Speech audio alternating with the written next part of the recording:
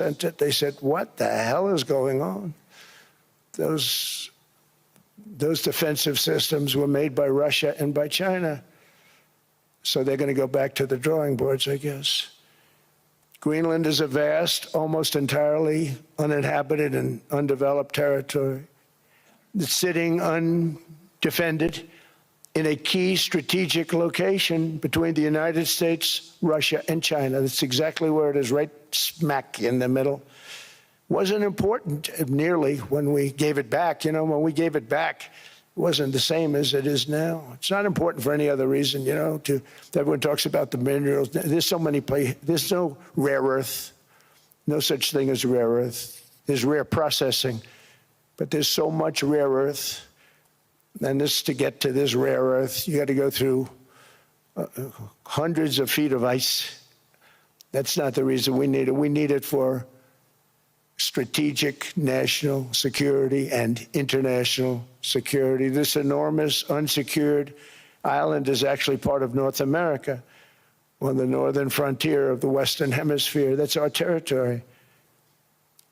It is therefore a core national security interest of the United States of America. And in fact, it's been our policy for hundreds of years to prevent outside threats from entering our hemisphere, and we've done it very successfully. We've never been stronger than we are now. That's why American presidents have sought to purchase Greenland for nearly 2 centuries. You know, for 2 centuries they've been trying to do it. They should have kept it after World War II, but they had a different president. That's all right. People think differently. Much more necessary now than it was at that time, however. In 2019, Denmark said that they would spend over $200 million to strengthen Greenland's defenses. But as you know, they spent less than 1% of that amount. 1%. There's no sign of Denmark there. And I say that with great respect for Denmark, whose people I love, whose leaders are very good. It's the United States alone that can protect this giant mass of land, this giant piece of ice, develop it and improve it and make it so that it's good for Europe and safe for Europe and good for us. And that's the reason I'm seeking immediate negotiations to once again discuss the acquisition of Greenland by the United States, just as we have acquired many other territories throughout our history, as many of the European nations have. They've acquired, there's nothing wrong with it. Many of them, some went in reverse, actually, if you look. Some had great, vast wealth, great, vast lands all over the world. They went in reverse. They're stuck back where they started. That happens too. But some grow. But this would not be a threat to NATO. This would greatly enhance the security of the entire alliance, the NATO alliance. The United States is treated very unfairly by NATO. I want to tell you that. And when you think about it, nobody can dispute it. We give so much and we get so little in return. And I've been a critic of NATO for many years. And yet I've done more to help NATO than any other president by far, than any other person. You wouldn't have NATO if I didn't get involved in my first term. The war with Ukraine is an example. We are thousands of miles away, separated by a giant ocean. It's a war that should have never started, and it wouldn't have started if the 2020 U.S. presidential election weren't rigged. It was a rigged election. Everybody now knows that. They found out. People will soon be prosecuted for what they did. It's probably breaking news, but it should be. It was a rigged election. You can't have rigged elections. You need strong borders, strong elections, and ideally a good press. I always say it. Strong borders, strong elections, free, fair elections, and a fair media. The media is terrible. It's very crooked. It's very biased, terrible. But someday it'll straighten out because it's losing all credibility. Think of it. When I went in a landslide, a giant landslide, won all 7 swing states, won the popular vote, won everything, and I only get negative press. That means that it has no credibility. And if they're going to get credibility, they're going to have to be fair. So you need a fair press. But you also need those other elements. And I inherited a terrible, terrible situation If you look, the border was open, the inflation was raging, everything was bad with the United States when I came into office. But I also inherited a mess with Ukraine and Russia, something that would have never happened. And I know Putin very well. He and I would discuss Ukraine. It was the apple of his eye, but he wasn't going to do anything. I said, Vladimir, you're not doing it. He would never have done it. It was terrible what happened. I could see it happening, too. After I left, I could see it happening. Biden had given Ukraine and NATO $350 billion, a staggering sum, $350 billion. I came in, and just like the southern border, just like inflation, just like our economy, I said, wow, this place is in trouble, meaning our country. All of these things were out of control. But the border was out of control. We fixed it with the strongest border anywhere in the world. And I've now been working on this war for 1 year, during which time I settled 8 other wars. India, Pakistan. I settled other wars that were Vladimir Putin called me, Armenia, Azerbaijan. He said, I can't believe you settled that one. They were going on for 35 years. I settled it in 1 day. And President Putin called me. He said, you know, I can't believe I've worked on that war for 10 years trying to settle it. I couldn't do it. I said, do me a favor, focus on settling your war. Don't worry about that one. What does the United States get out of all of this work, all of this money, other than death, destruction, and massive amounts of cash going to people who don't appreciate what we do? They don't appreciate what we do. I'm talking about NATO, I'm talking about Europe. They have to work on Ukraine. We don't. The United States is very far away. We have a big, beautiful ocean separating us. We have nothing to do with it. Until I came along, NATO was only supposed to pay 2% of GDP. But they weren't paying. Most of the countries weren't paying anything. The United States was paying for virtually 100% of NATO. And I got that stopped. I said, that's not fair. But then, more importantly, I got NATO to pay 5%, and now they were paying, and now they are paying. So something nobody said was possible. They said, we will never go up higher than 2%. But they went to 5%, and now they're paying the 5. They didn't pay the 2, and now they're paying the 5. And they're stronger for it, and they have an excellent, by the way, Secretary General, who's possibly in the room. Mark, are you here? Yes, he's here. Hello, Mark. We never asked for anything, and we never got anything. We probably won't get anything unless I decide to use excessive strength and force, where we would be, frankly, unstoppable.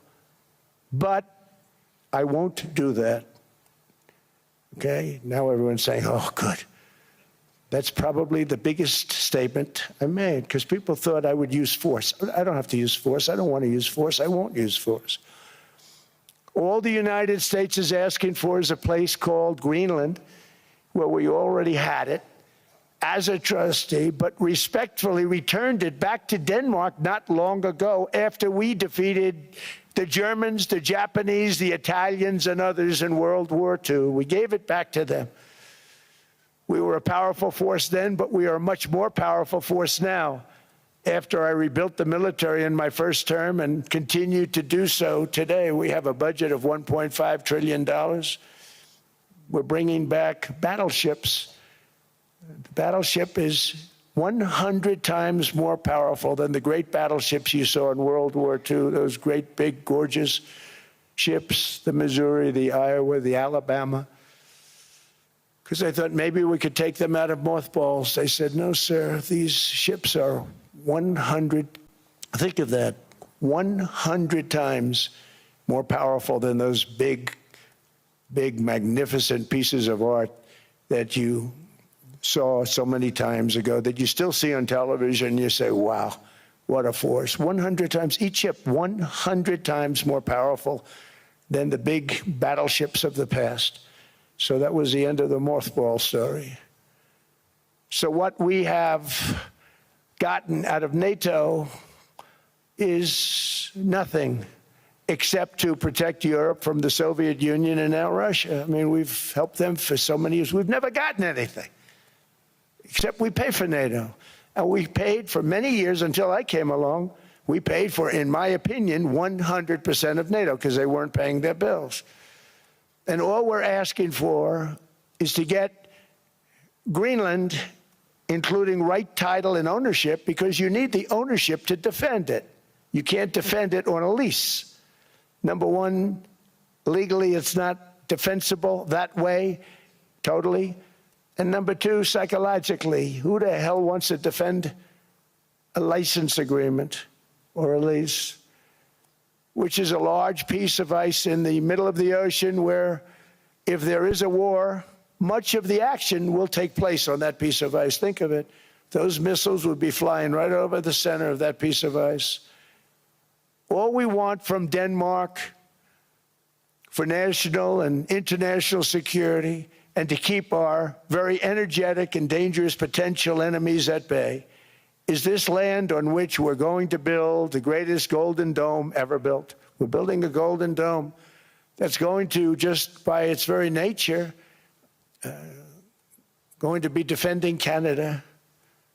Canada gets a lot of freebies from us, by the way. They should be grateful also, but they're not. I watched your prime minister yesterday. He wasn't so grateful. But they should be grateful to us. Canada lives because of the United States. Remember that, Mark, the next time you make your statements. What we did for Israel was amazing, but that's nothing compared to what we have planned for the United States, Canada, and the rest of the world. We are going to build a dome like no other. We did it for Israel. And by the way, I told Bibi, stop taking credit for the dome. That's our technology. That's our stuff. But they had a lot of courage, and they were good fighters, and they did a good job, and we wiped out the Iran nuclear threat like nobody can believe. Nobody's ever seen anything like it. That, Venezuela, taking down Soleimani, wiping out al-Baghdadi when he tried to reinstitute ISIS. We did a lot. I did a lot of big things, all perfectly executed. Everyone was perfectly executed. Somebody told me that, a military expert told me, sir, everything you've done has been perfectly executed. I said, I know. So other presidents have spent, whether foolishly or not, trillions and trillions of dollars on NATO and gotten absolutely nothing in return. We've never asked for anything. It's always a one-way street. Now they want us to help them with Ukraine. And let me say, we're going to. I'm really helping, not even them. I want to see, last week, if you saw, it was 10,000 soldiers, but last month it was 31,000 soldiers died. 31,000. That's this room times, the number of people in this room times 30. Think of it. 30,000 soldiers died in 1 month. The month before it was 27,000. The month before that it was 28,000. The month before that it was 25,000. It's a bloodbath over there.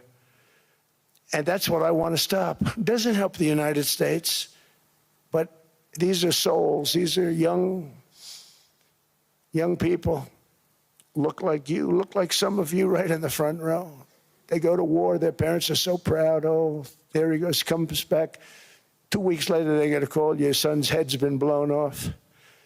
I want to stop it. It's a horrible war. It's the worst since World War II. They keep going, they'll exceed World War II. The numbers are staggering, how many people they've lost. They don't want to talk about it. Ukraine and Russia lost just tremendous amounts. And I'm dealing with President Putin, and he wants to make a deal, I believe. I'm dealing with President Zelensky, and I think he wants to make a deal. I'm meeting him today. He might be in the audience right now. But they got to get that war stopped because too many people are dying, needlessly dying. Too many souls are being lost. It's the only reason I'm interested in doing it. But in doing it, I'm helping Europe, I'm helping NATO, and I've until the last few days when I told them about Iceland, they loved me. They called me daddy, right, last time. A very smart man said, he's our daddy. He's running it. I was like running it. I went from running it to being a terrible human being. But now what I'm asking for is a piece of ice, cold and poorly located, that can play a vital role in world peace and world protection. It's a very small ask compared to what we have given them for many, many decades. But the problem with NATO is that we'll be there for them 100%. But I'm not sure that they'd be there for us. If we gave them the call, gentlemen, we are being attacked. We're under attack by such and such a nation. I know them all very well. I'm not sure that they'd be there. I know we'd be there for them. I don't know that they'd be there for us. So with all of the money we expend, with all of the blood, sweat, and tears, I don't know that they'd be there for us. They're not there for us on Iceland, that I can tell you. I mean, our stock market took the first dip yesterday because of Iceland. So Iceland's already cost us a lot of money. But that dip is peanuts compared to what it's gone up. And we have an unbelievable future in that stock. That stock market is going to be doubled. We're going to hit 50,000, and that stock market's going to double in a relatively short period of time because of everything that's happening. But this is a good example. After giving NATO and European nations trillions and trillions of dollars in defense, they buy our weapons. We make the greatest weapons in the world, but now we're going to make them faster, much faster. You saw that. I put a cap on the salaries. Then I put no buybacks, no stock buybacks, no various other things that they were doing. I mean, they were making $50 million, but it would take them 3 years to give you a Patriot missile. I said, that's not good. My chauffeur can do a better job than that, and he makes slightly less than 50.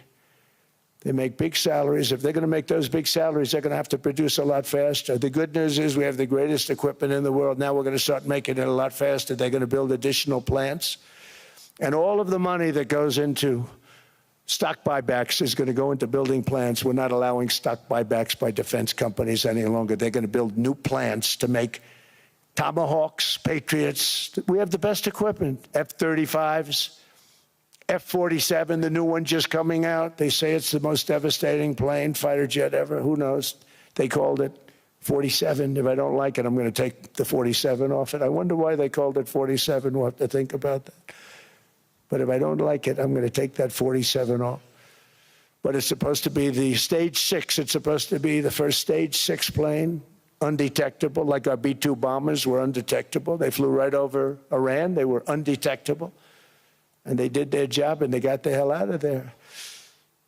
So we want a piece of ice for world protection, and they won't give it. We've never asked for anything else, and we could have kept that piece of land, and we didn't. So they have a choice. You can say yes, and we will be very appreciative, or you can say no, and we will remember.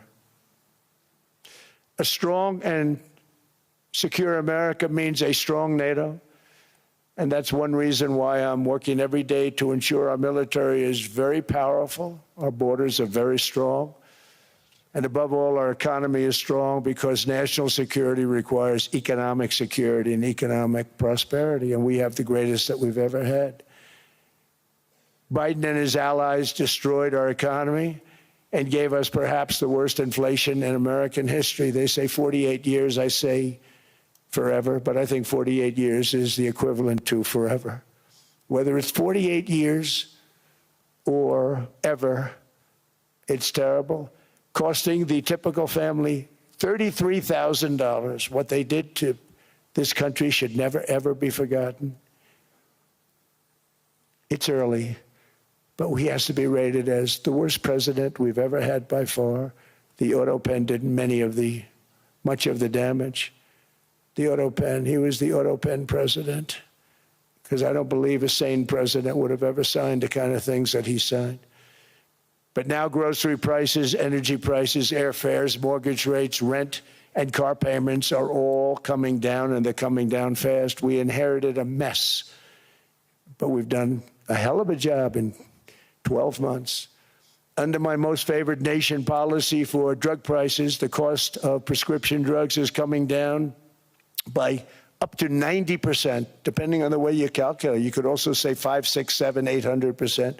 There are two ways of figuring that. But we have a favored nations policy that every president wanted, no president was able to get. I got it, and other nations approved it. And I had to use tariffs in order to get it because they said, no way. In other words, a pill that costs 10% in London costs $130.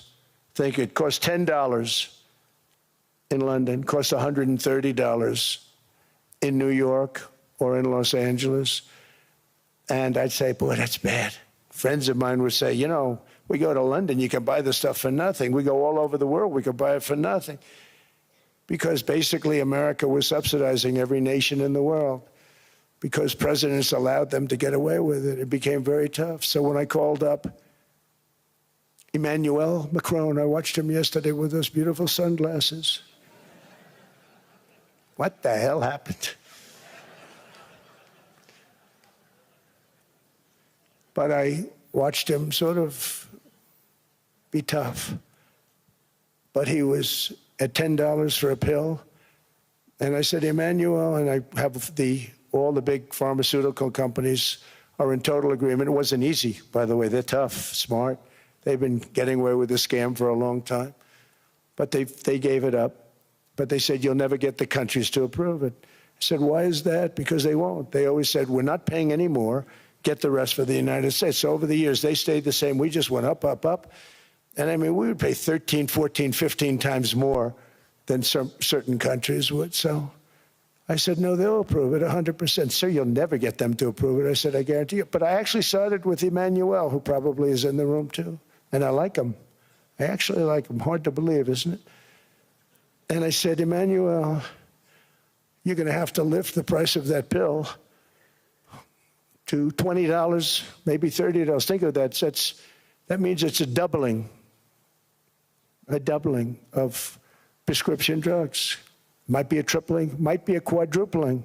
It's not easy. No, no, no, Donald, I will not do that. I said, yes, you will, 100%. He said, no, no, no.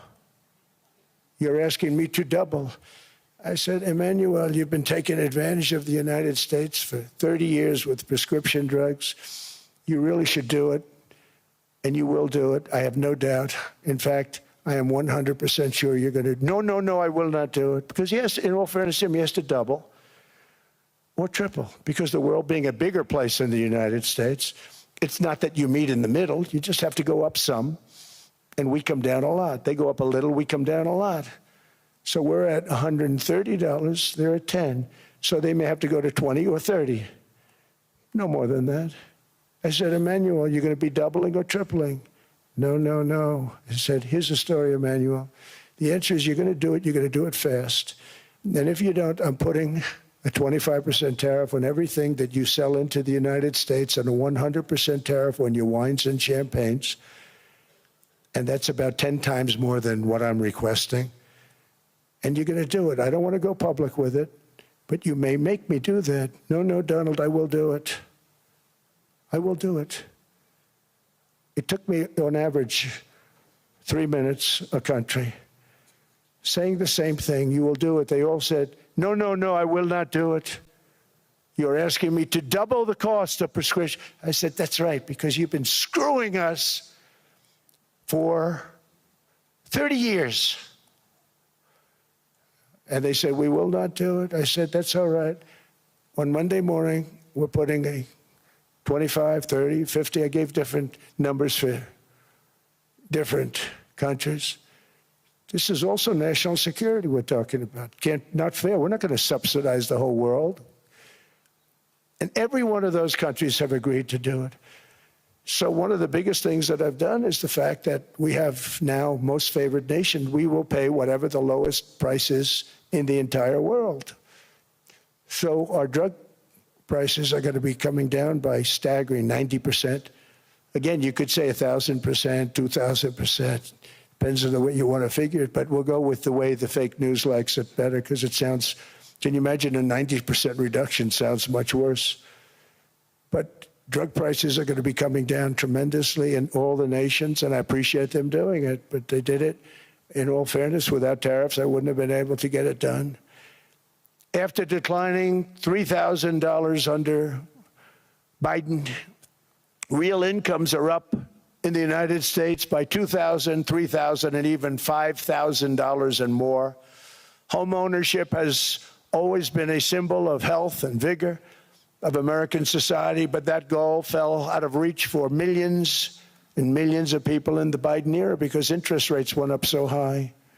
Today, I'm taking action to bring back this bedrock of the American dream.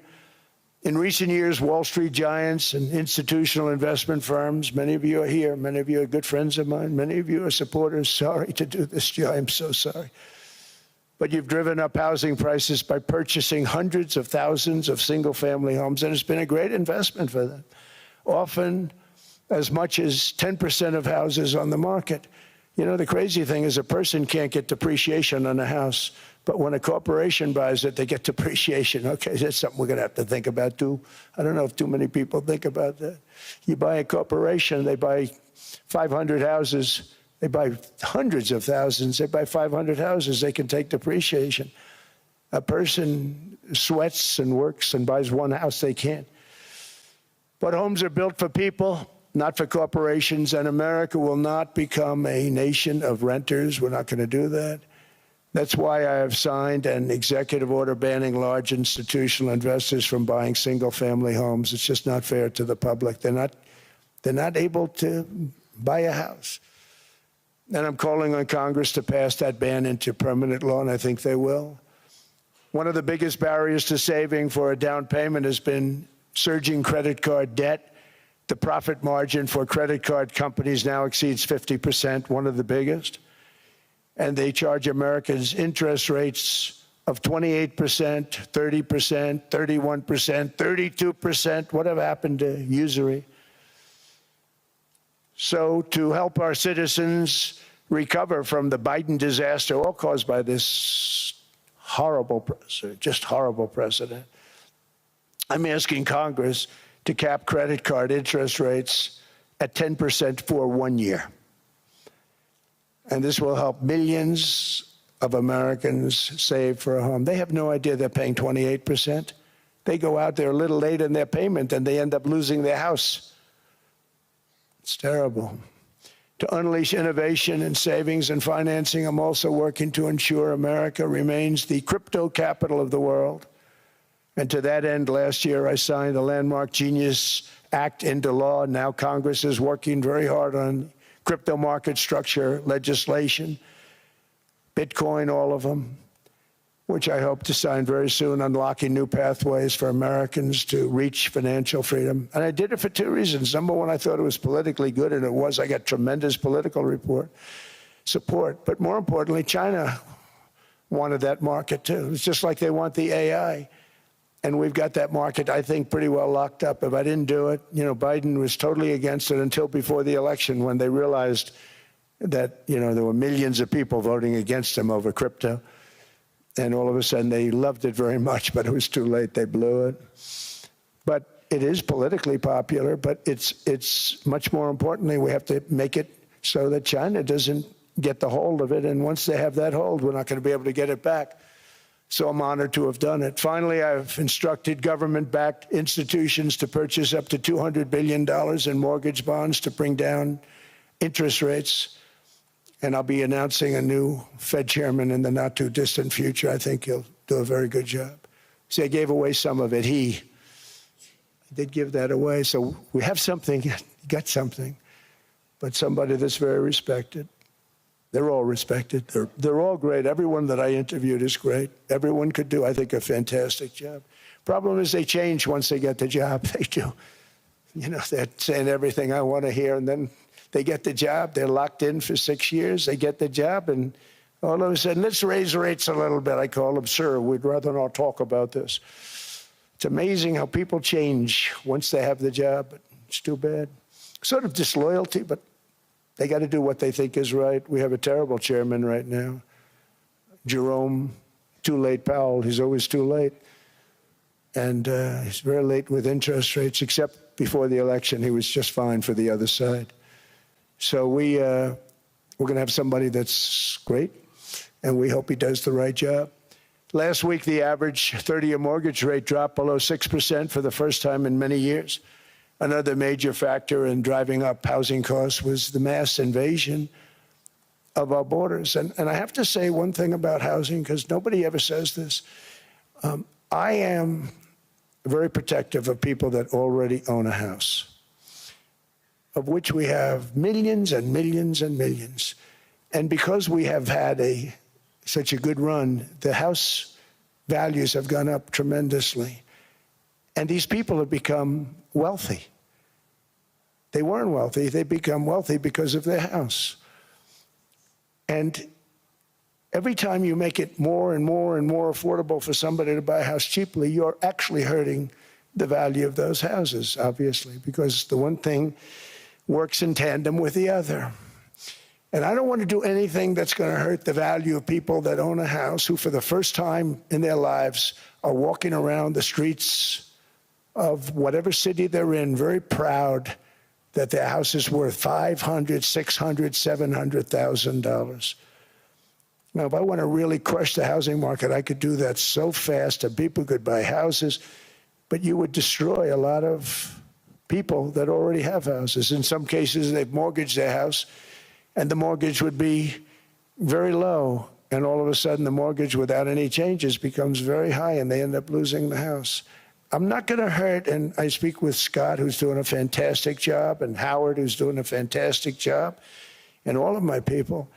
And I always say, look, you know, I can crush the hell out of the market. We can drop interest rates to a level, and that's one thing we do want to do. That's natural. That's good for everybody. You know, the dropping of the interest rates, we should be paying a much lower interest rate than we are. We should be paying the lowest interest rate of any country in the world, because without the United States, you don't have a country.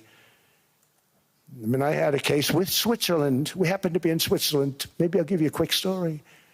But they were paying nothing. They make beautiful watches, great watches, Rolex, all of them. They were paying nothing to the United States when they sent their product in. And we had a $41 billion deficit. $41 billion with this beautiful place. Flew over it, isn't it nice? So I said, let's put a 30% tariff on them, so that we get back some of it, not all of it at all. We'd still have a deficit, big deficit. We had 41 million. That's a big deficit. And I said, let's put a tariff on. Different tariffs, different places. You're all party to them. In some cases, victims to them. But in the end, it's a fair thing. And most of you realize that. But we put a 30% tariff on Switzerland, and all hell broke loose.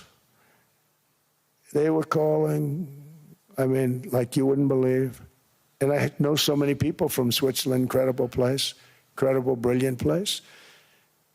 But I didn't realize that they're only good because of us. And there's so many other examples. I mean, us, probably other places, but a majority of the money they make is because of us, because we never charged them anything. So they come in, they sell their watches, no tariffs, no nothing. They walk away, they make $41 billion on just us. So I said, no, we can't do that. So I'm going to bring it up. I still would have a deficit pretty substantial, but I brought it up to 30%. And I guess Prime Minister, I don't think President, I think Prime Minister called a woman, and she was very repetitive. She said, no, no, no, you cannot do that, 30%. You cannot do that. We are a small, small country. I said, yeah, but you have a big, big deficit. You may be small, but you have a bigger deficit than big countries. He said, no, no, no, please, you cannot do it. Kept saying the same thing over and over. We are a small country. I said, but you're a big country in terms of, and she just rubbed me the wrong way, I'll be honest with you. And I said, all right, thank you, ma'am, appreciate it. Do not do this. Thank you very much, ma'am. And I made it 39%. And then all hell really broke out. And I was paid visits by everybody. Rolex came to see me. They all came to see me. But I realized, and I reduced it, because I don't want to hurt people. I don't want to hurt them. And we brought it down to a, lower level. Doesn't mean it's not going up. but we brought it down to a lower level. But they pay now, tariff. But I realized that we have many places like that where they're making a fortune because of the United States.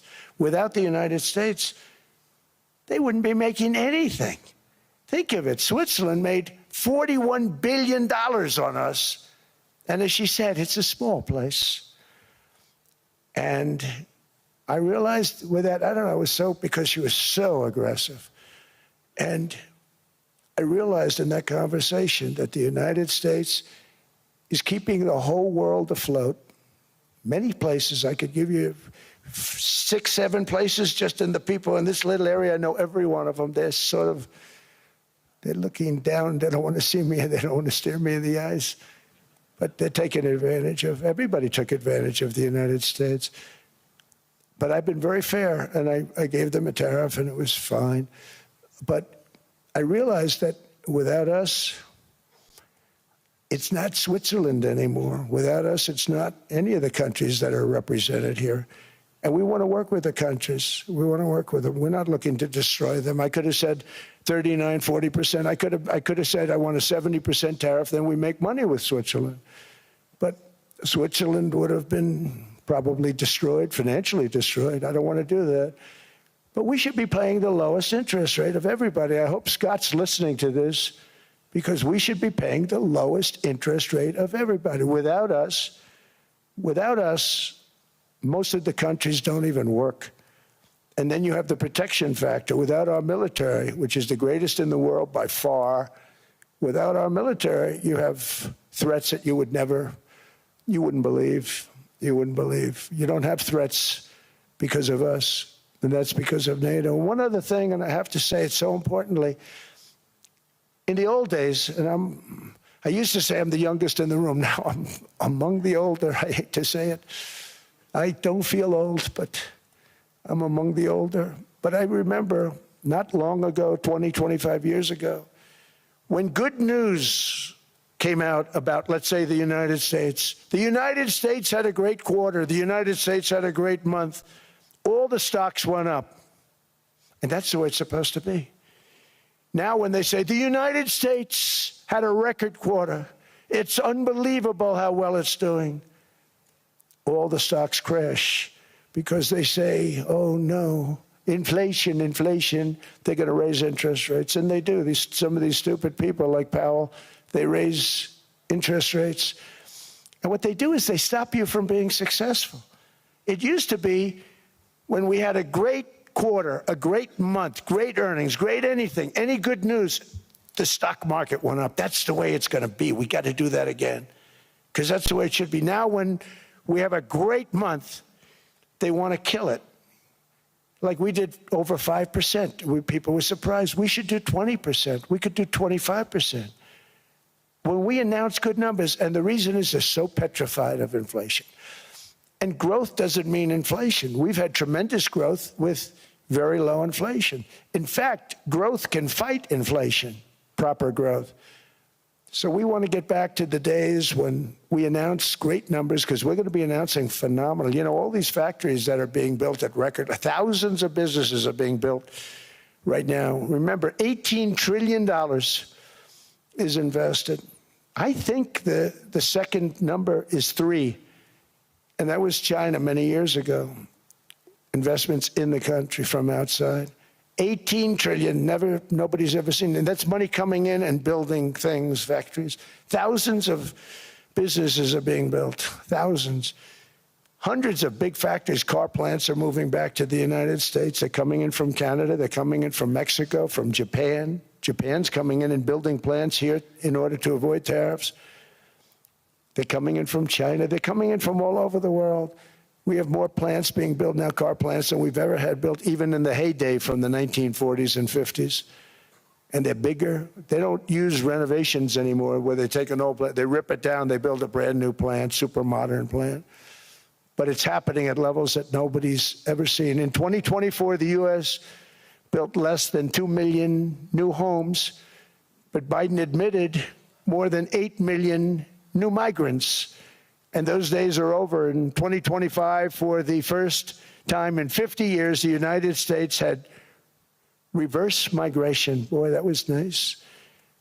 And these were criminals that were being taken out of our country because they allowed people to come into our country from jails, from gangs, drug dealers, murderers. 11,888 murderers. We've gotten most of them out. And then ICE gets beat up by stupid people from leadership in Minnesota. We actually are helping Minnesota so much, but they don't appreciate it. Most places do. You know, Washington, D.C. is the safest place now in the United States. It was a very dangerous place to walk, and now you can walk with your wife, your kids, right through the middle of the city. Right now, Washington, D.C. is as safe as it gets. It was one of the most unsafe, I had to admit. We sent in the military, the National Guard. Within 2 months, it was great. Within 3 months, it's like a really great place and a safe place and a beautiful place. It's even been cleaned up. The graffiti's gone. The fences are gone. We don't have to worry about fences anymore. All of the places, the grasses are cut and replaced with new grass in many cases. It's all going to happen in the spring. But Washington and D.C. is beautiful again, and it's safe. New restaurants are opening up. They were all closing. Now you can't get into a restaurant. Restaurants in Washington, D.C. are all opening. Memphis also, Memphis, Tennessee, New Orleans, Louisiana. We're there for 3 weeks. We've cut the crime down by 64%. Within another month, we'll have virtually no crime there. We can do that all over. We're going to help the people in California. We want to have no crime. I know Gavin was here. I used to get along so great with Gavin when I was president. Gavin's a good guy. And we're going to, if he needed it, I would do it in a heartbeat. I'd love to see. We did help them a lot in Los Angeles, a lot with the early in my term when they had some problems. But we would love to do it. I will say this, if I were a Democrat governor or whatever, I would call up Trump. I'd say, come on in, make us look good, because we're cutting crime down to nothing. And we're taking people out, career criminals who are only going to do bad things, and we're bringing them back to their countries. But where we've done it, it's been amazing. And we have a capacity to do it at much greater levels. We're cutting illegal aliens off welfare and other government benefits, and I have directed that starting immediately, there will be no more payments to sanctuary cities, because they are really just sanctuaries for criminals. They're really protecting criminals, and those are the ones we have to get out of the country. Murderers, drug dealers, the mentally insane. They emptied their mental institutions into the United States. And despite that, we have the lowest crime numbers that we've ever had in the history of the country. Just came out. But equally importantly, we're cracking down on more than $19 billion in fraud that was stolen by Somalian bandits. Can you believe that Somalian? They turned out to be higher IQ than we thought. I always say these are low IQ people. How did they go into Minnesota and steal all that money? And we have, you know, they're pirates. They're good pirates, right? But we shoot them out of the water just like we shoot the drug boats out. They're not pirating too many boats lately, do you notice? When they go out into those boats, they want to take over $1.5 billion tanker loaded up with oil, and they say, we're going to blow up your boat. They have powerful weapons. You hit the side of the boat, you blow the whole thing up. The insurance companies are petrified, so they say, just give them the boat. We'll give them money instead. And I don't do that. We blow them right the hell out of the water. We see them going out, we blow them out of the water. We don't have any pirates so much anymore. If we do, they won't be there long. We've cut down with the hitting of the boats that are loaded up with drugs, including submarines. Can you believe they actually buy small, they call mini subs, very fast. They're meant for drugs. We've knocked out 2 of them. The Democrats say they were fishing. You have ruined somebody's fishing weekend, I would say. A submarine is not a fishing boat. You don't fish. But we've knocked down drugs by water, the oceans, the sea, by 97.2%. Think of that. And I actually say, who the hell are the 3%? Because I would not want to be piloting one of those boats. We knocked them down, and now we're going to start on land. We're going to knock it all out. The land is the easy part. What we did on sea is incredible, and that's our great military. The situation in Minnesota, reminds us that the West cannot mass import foreign cultures which have failed to ever build a successful society of their own. I mean, we're taking people from Somalia, and Somalia is a failed, it's not a nation, got no government, got no police, got no military, got no nothing. And then we have this fake congressperson who they just reported is worth $30 million. You believe this? Ilhan Omar, talking about the Constitution that provides me. She comes from a country that's not a country, and she's telling us how to run America. Not going to get away with it much longer, let me tell you. The explosion of prosperity and conclusion and progress that built the West did not come from our tax codes. It ultimately came from our very special culture. This is the precious inheritance that America and Europe have in common. We share it. We share it, but we have to keep it strong. We have to become stronger, more successful, and more prosperous than ever. We have to defend that culture and rediscover the spirit that lifted the West from the depths of the Dark Ages to the pinnacle of human achievement. We live in an incredible, changing period.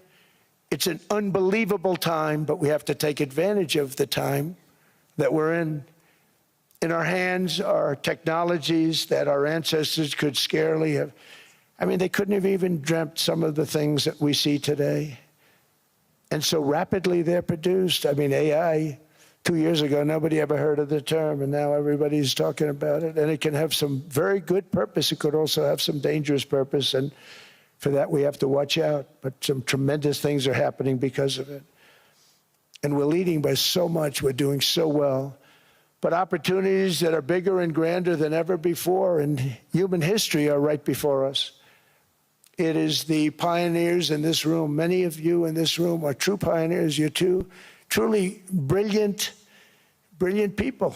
Just your ability to get a ticket is brilliant because you have about 50 people for every seat. I don't know what, that's Larry. Everything Larry touches turns to gold. He made this very successful. But you're in this room, and some of you are the greatest leaders anywhere in the world. You're the greatest brains anywhere in the world. And the future is unlimited, and to a large part because of you, and we have to protect you, and we have to cherish you. I always say we have to cherish our brilliant people because there aren't many of them. So together with confidence, boldness, and persistence, let us lift up our people, grow our economies, defend our shared destiny, and build a future for our citizens that is more ambitious, more exciting, more inspiring, and greater than the world has ever seen. We're in a position to do things that nobody else has ever even thought of before.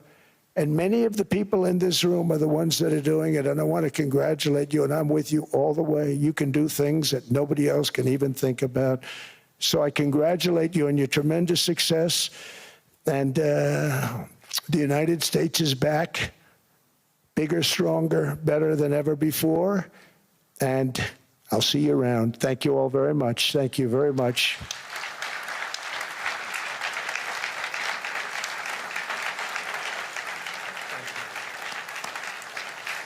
Thank you.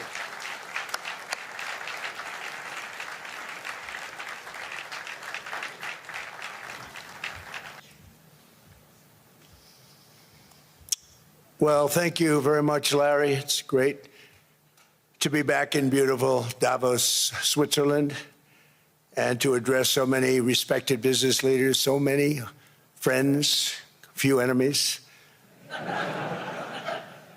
and all of the distinguished guests. It's a who's who, I will say that. I've come to this year's World Economic Forum with truly phenomenal news from... Start with the economy. The U.S. economy is doing really well. But how to sustain this growth moving forward? Because there's always a recession looming around the corner.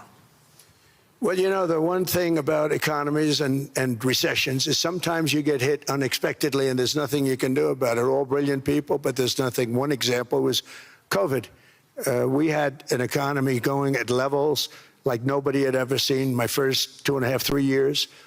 And then I heard the word pandemic, not COVID. They came up with that name over a period of time. We won't get into that. But I heard the word pandemic, and I had a poll come out that was so strong just prior to that, and I was with the two best pollsters, McLaughlin and Fabrizio, and they said, sir, George Washington and Abraham Lincoln, if they came back and ran as president and vice president, they couldn't beat you.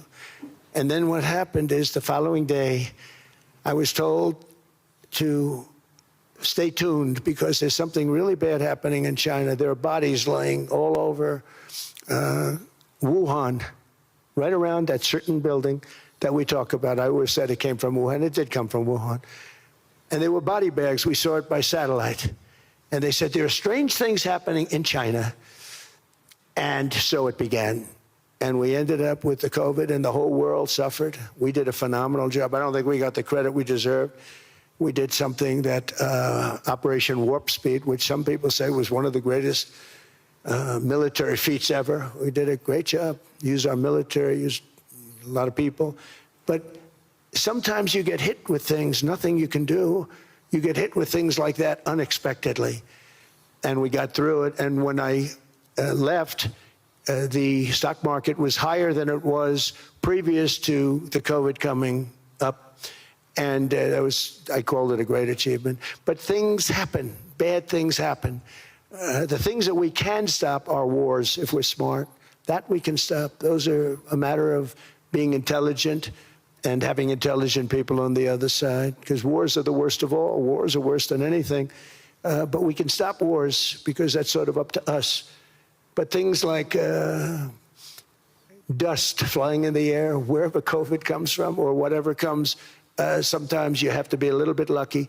But we are poised to have an economy like no other, not only in this country, but anywhere. And you know, when you hear the kind of numbers that I can tell you that Scott Bessent was with me the other day, and he's looking at numbers. He said, I can't. And that's all he's done his whole life, pretty much your whole life. Scott, you weren't going to be a football player, I don't think. Scott was not that great at football, but he was always good at numbers, right? And he was looking at numbers. He said, I've never seen anything like this. We're poised to do things that no other country has ever done. And, you know, luck, I hate to say it, but we need a little luck. We don't want to get hit by something that nobody could have thought. Whoever thought we were going to hit by a pandemic? You know, when I heard the word pandemic, I said, oh, that's an ancient problem. World War I, they lost 100 million people. It actually ended World War I. A lot of people don't know. The Spanish flu in World War I ended the war because all the soldiers were sick. The soldiers were so sick on both sides, and that war was raging, and they were all dying from the Spanish flu. They were sick as dogs. They couldn't fight. So, you know, you don't know how that would have turned out. But so we do, I mean, subject to that, and I always have to put a caveat in for it, but we're poised to have the greatest growth of any large country, I think any country that there's been. When you look at what's happening in the United States, it's really amazing. Thank you. One thing that maybe keeps you up at night, I know you don't sleep that much anyway, Mr. President, is the debt. The U.S. debt is high, is now the biggest expenditure on your budget. How to get out of that impasse? Well, the big thing is growth. I mean, growth is the way. If we grow like this, we go from having at $37 trillion, we go from having high debt to low debt. But we also are cutting expenses, you know, the old-fashioned way. We have extraordinary growth. I think we're going to be growing our way out. I think we're going to be paying off debt. We're taking in tremendous money from tariffs fairly. And again, I'm using them judiciously. You know, Switzerland's a case study. I could have gotten much more. I could have asked for much more. But we're using them judiciously. But I think growth, most importantly, and then cutting costs. Now, if you take a look at Minnesota, $19 billion in fraud and other things. People going to airports, they came into the country, they don't have 10 cents, and they're leaving with hundreds of thousands of cash in their bags. When we get to that, and our DOJ, Pam, and Todd, and all the people that work over there, and all of the people that work in Here, I can tell you, Scott Bessent is working on that. It's a priority, right? You have your whole team. We're in there looking for where this money is coming from, how much it is. It could be more than $19 billion. Can you believe that? That's just one state. If we were able to cut out 50% of the fraud, 50%, and we should be able to do better than that, we would have a balanced budget without having to talk about even growth. So we have a lot of options, but we're working very hard on that. That's a big deal. It's not just the protests, the fake protests done by agitators and, professional insurrectionists. That's what they are. They're professional troublemakers. But we are looking very strong at the money, too, in Minnesota and other places.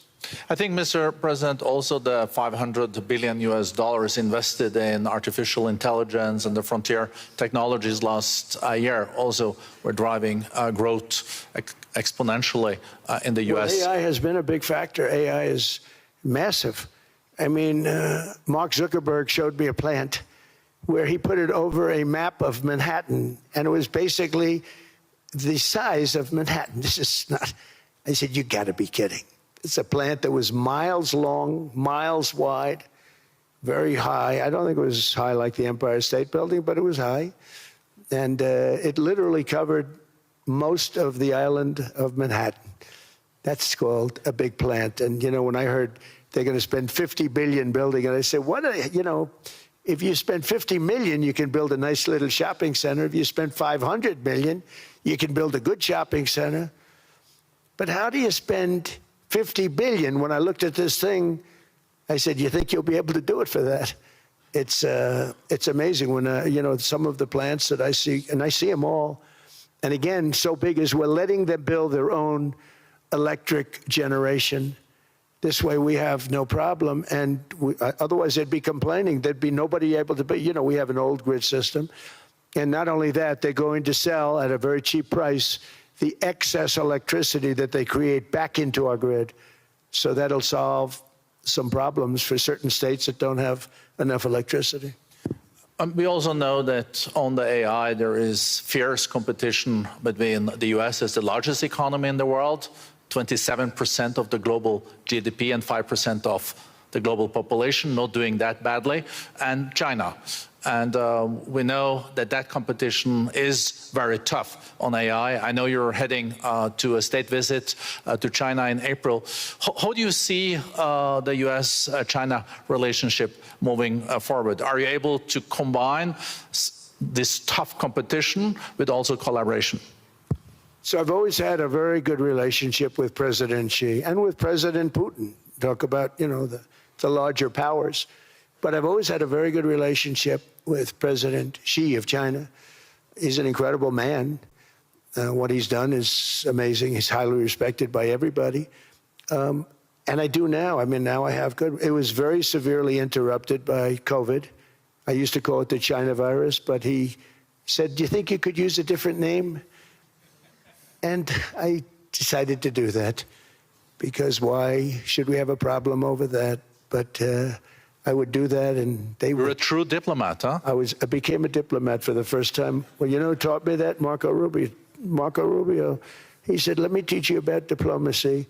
Hey, any guy that gets approved by 100% of the votes, think of it, he got liberal Democrats and radical right Republicans to approve him. He's the only one. The next one was lost 45 votes, right?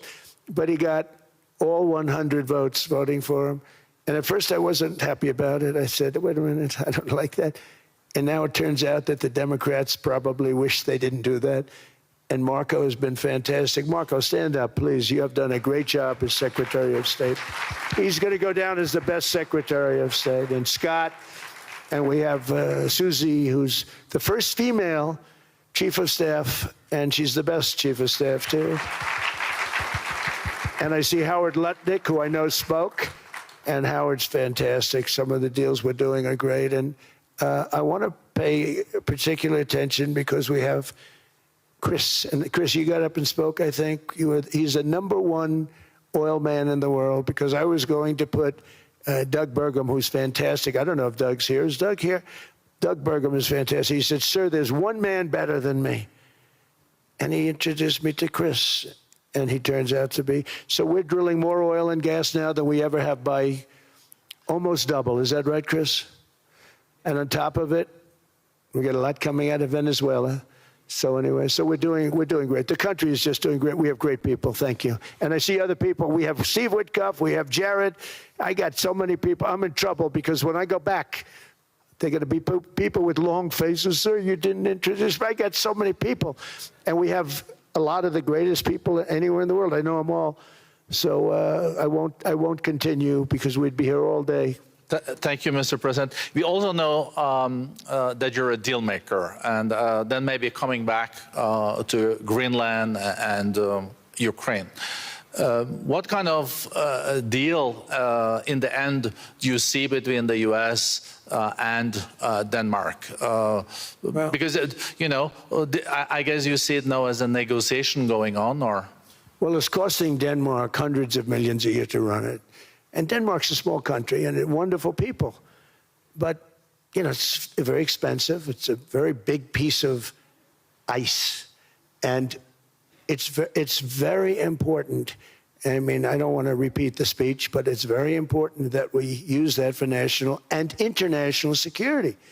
That can create a power that will make it impossible for the bad guys to do anything against the perceived good ones.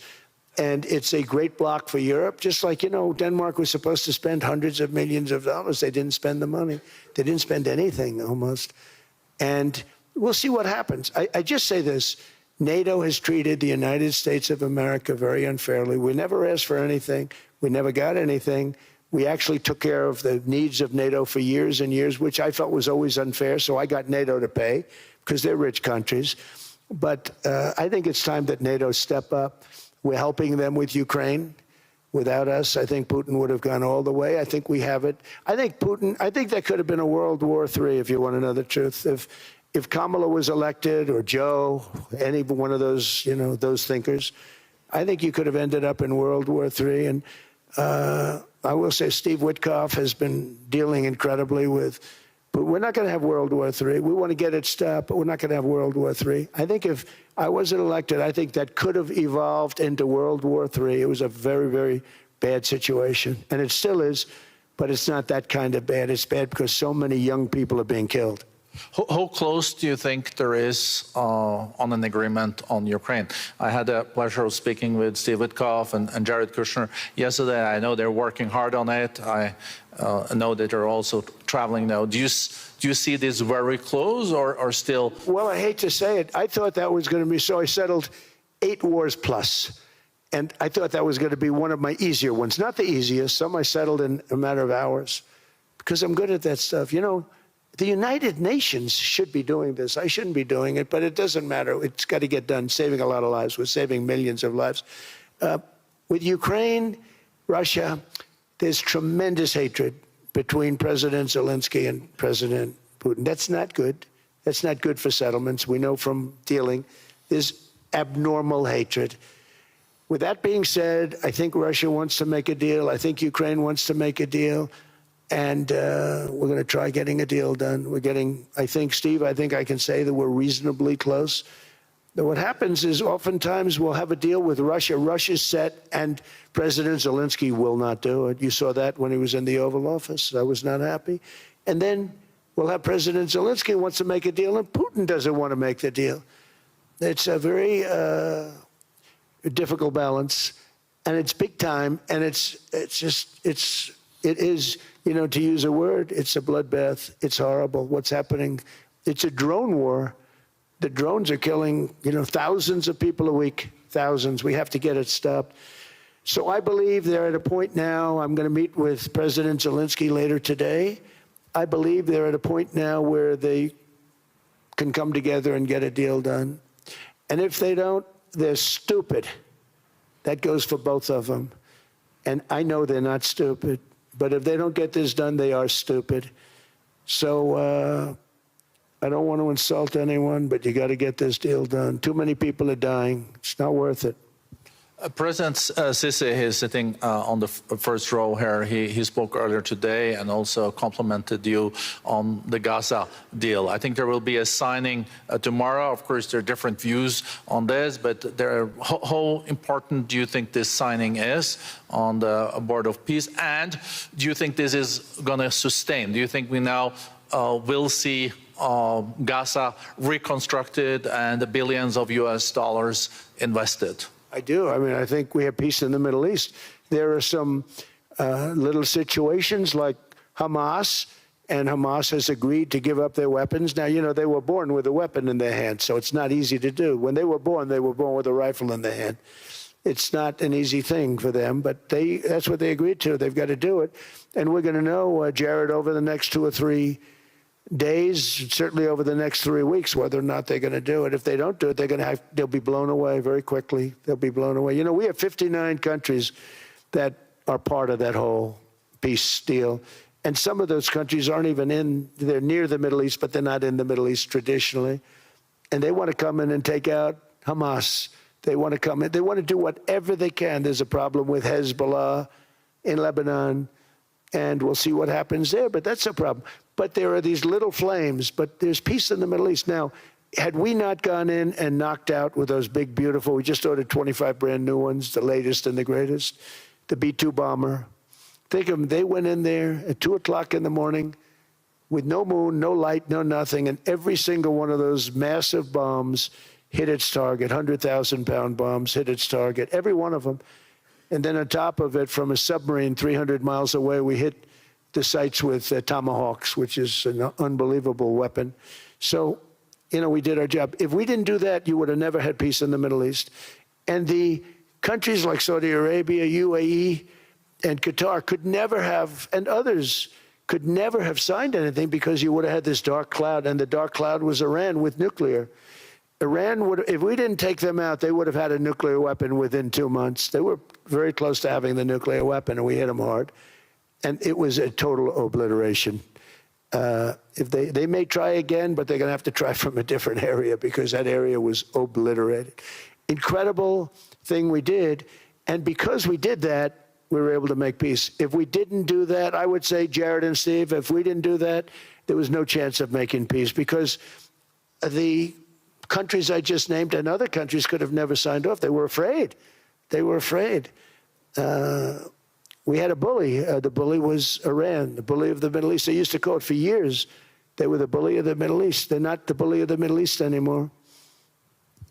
Mr. President, I know you even had to change plane last night, so I guess you didn't have much sleep, but I think you're...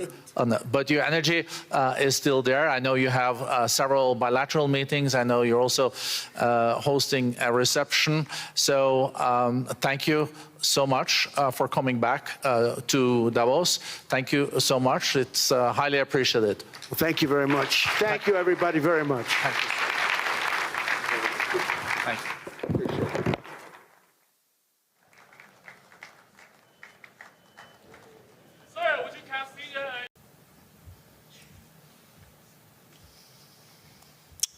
Well, thank you very much, Larry. It's great to be back in beautiful Davos, Switzerland, and to address so many respected business leaders, so many friends, few enemies, and all of the distinguished guests. It's a who's who, I will say that. I've come to this year's World Economic Forum with truly phenomenal news from America. Yesterday marked the one-year anniversary of my inauguration, and today, after 12 months back in the White House, our economy is booming, growth is exploding, productivity is surging, investment is soaring, incomes are rising, inflation has been defeated, our previously open and dangerous border is closed and virtually impenetrable. And the United States is in the midst of the fastest and most dramatic economic turnaround in our country's history. Under the Biden administration, America was plagued by the nightmare of stagflation, meaning low growth, and high inflation a recipe for misery, failure, and decline. But now, after just 1 year of my policies, we are witnessing the exact opposite: virtually no inflation and extraordinarily high economic growth. Growth like I believe you'll see very shortly our country has never seen before, perhaps no country has ever seen before. Over the past 3 months, core inflation has been just 1.6%. Meanwhile, fourth quarter growth is projected to be 5.4%, far greater than anybody other than myself and a few others had predicted. Since the election, the stock market has set 52 all-time high records. So that's in 1 year, 52 records, adding $9 trillion in value to retirement accounts, 401ks, and people's savings. People are doing very well. They're very happy with me. Since my inauguration, we've lifted more than 1.2 million people off of food stamps, and after 4 years in which Biden secured less than $1 trillion of new investment in our country. Think of that, 1 trillion, substantially less than that. In 4 years, we've secured commitments for a record-breaking $18 trillion, and we think when the final numbers come out, they'll be closer to $20 trillion of investment. That's never been done by any country at any time, not even close. Just over 1 year ago, under the radical left Democrats, we were a dead country. Now we are the hottest country anywhere in the world. In fact, the United States economy is on pace to grow at double the rate that was projected by the IMF just last April. And with my growth and tariff policies, it should be much higher. I really believe we can be much higher than that. And this is all great news, and it's great for all nations. The USA is the economic engine on the planet, and when America booms, the entire world booms. It's been the history. When it goes bad, it goes bad. You all follow us down, and you follow us up, and we're at a point that I don't believe we've ever been. I never thought we could do it this quickly. My biggest surprise is I thought it would take more than a year, maybe like a year and 1 month.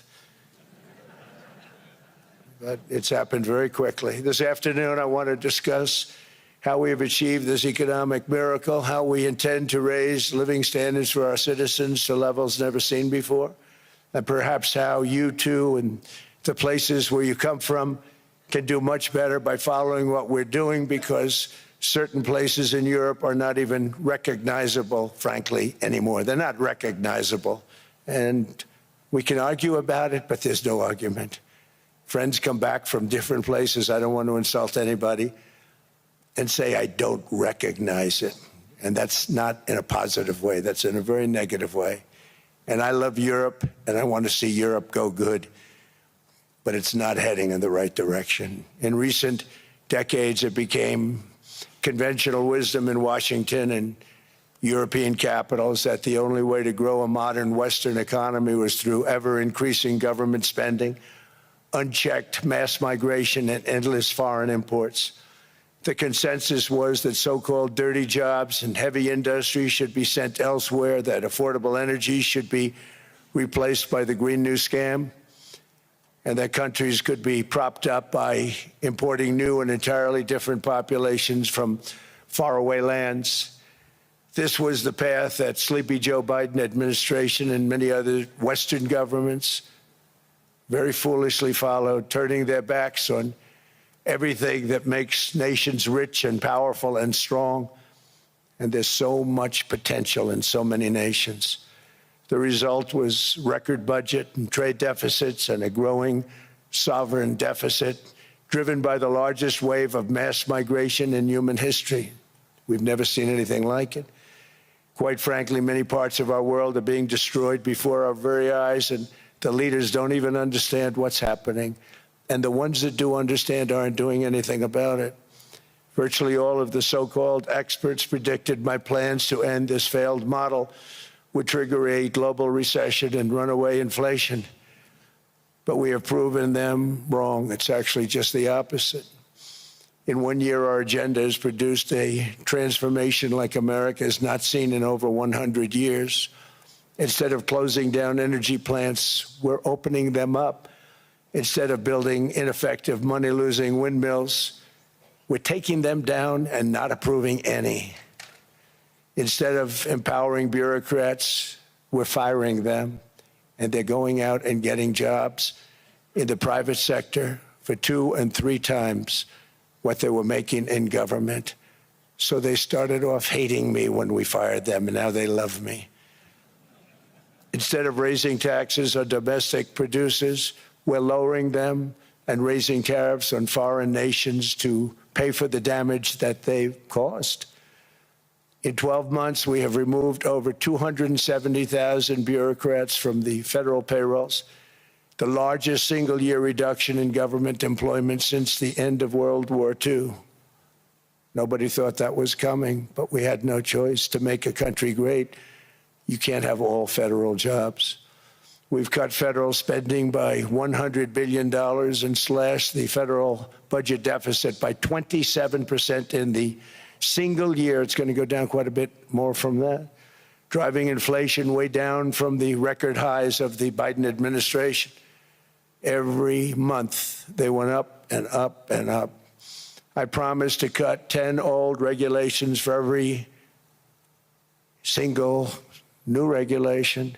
But instead, I've cut, actually, till this point, 129 regulations for every 1 new regulation approved. So every time they come in with a new regulation, we do at least 10, but so far it's averaging out to 129, if you can believe it. In July, we passed the largest tax cuts in American history, including no tax on tips, no tax on overtime, no tax on Social Security for our great seniors. We also provided 100% expensing, that's the one they like, and bonus depreciation for all new equipment and capital investments to help companies expand and shift production to America.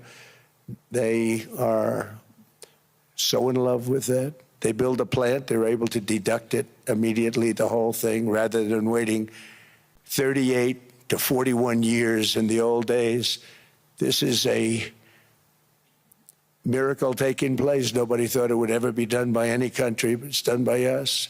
It was what made my first term the most successful 4-year term that we've ever had from a financial standpoint. And now we've upped it. This is a 10-year program, not a 1-year program, but you're allowed to deduct everything in 1 year. It used to be 38 to 41 years. With tariffs, we've radically reduced our ballooning trade deficit, which was the largest in world history. We were losing more than $1 trillion every single year, and it was just wasted. It was going to waste. But in 1 year, I slashed our monthly trade deficit by a staggering 77%, and all of this with no inflation, something everyone said could not be done. There were a couple of brilliant people that actually thought I was doing the right thing. I thought I was doing the right thing. Now they all think I'm doing the right thing because they can't believe the numbers. American exports are now up by more than $150 billion. Domestic steel production is up by 300,000 tons a month, and it's doubling over the next 4 months. It's doubling and tripling, and we have steel plants being built all over the country. Nobody thought they'd see that. Factory construction is up by 41%. And that number is really going to skyrocket right now because that's during a process that they're putting in to get their approvals, and we've given very, very quick, fast approvals. In the process, we've made historic trade deals with partners covering 40% of all U.S. trade. Some of the greatest companies and countries in the world. We have countries as our partner, too. The European nations, Japan, South Korea. They're our partners. They've gone into massive deals with us, especially on oil and gas. And these agreements raise growth and cause stock markets to boom, not only in the U.S., but virtually every country that came to make a deal, because, as you've learned, when the United States goes up, you follow. It's really become a staple. In America, I've stopped the nation-wrecking energy policies that drive up prices while sending jobs and factories to the world's worst polluters. They are indeed polluters. Under sleepy Joe Biden, new domestic oil and gas leases fell by 95%. Think of that. Then they wonder, why was gasoline going up so fast? The gasoline actually topped $5 a gallon, and some places $7 a gallon, and more than 100 major power plants were violently shut down by incompetent people that had no idea what the hell they were doing. Under my leadership, U.S. natural gas production is at an all-time high by far. U.S. oil production is up by 730,000 barrels a day, and last week we picked up 50 million barrels from Venezuela alone. Venezuela has been an amazing place for so many years, but then they went bad with their policies. 20 years ago, it was a great country, and now it's got problems, but we're helping them. And those 50 million barrels, we're going to be splitting up with them, and they'll be making more money than they've made in a long time. Venezuela is going to do fantastically well. We appreciate all of the cooperation we've been giving. We've been giving great cooperation. Once the attack ended, and they said, let's make a deal. More people should do that. But Venezuela is going to make more money in the next 6 months than they've made in the last 20 years. Every major oil company is coming in with us. It's amazing. It's a beautiful thing to see. The leadership of the country has been very good. They've been very, very smart. The price of gasoline is now below $2.50 a gallon in many states, $2.30 a gallon in most states. Then we'll soon be averaging less than $2 a gallon. In many places, it's already down even lower, $1.95 a gallon. Numerous states are at $1.99, numbers that nobody has heard for years. Actually, since my last administration, we got it down to around those numbers. I've signed an order directing and approval of many new nuclear reactors. We're going heavy into nuclear. I was not a big fan because I didn't like the risk, the danger, but they have the progress they've made with nuclear is unbelievable, and the safety progress they've made is incredible. We're very much into the world of nuclear energy, and we can have it now at good prices and very, very safe. And we're leading the world in AI by a lot.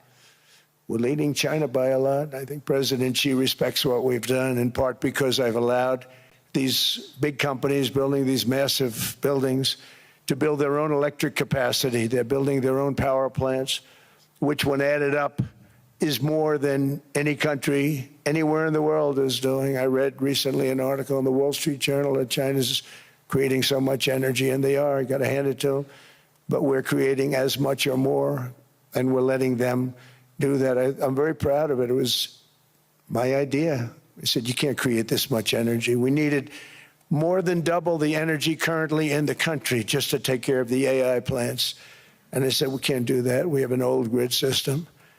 And I came up with the idea, you know, you people are brilliant. You have a lot of money.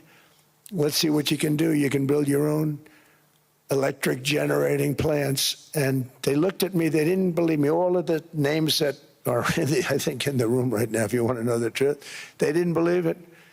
And I said, no, you can't. They came back 2 weeks and they didn't have the plant. They